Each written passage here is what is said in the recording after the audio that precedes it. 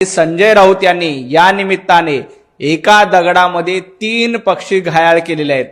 पहिलं उद्धवजी ठाकरे यांना शह दिला, दुसरा आदित्य ठाकरे यांचा पत्ता कापला आणि तिसरं प्रियंका चतुर्वेदी यांना आपल्या मार्गातून दूर करण्याचं काम संजय राऊतांनी केलं आणि शरद पवार साहेबांना वयाच्या 85व्या वर्षी राज्यसभेची उमेदवारी देण्यामध्ये संजय राऊत यांना यश मिळालं।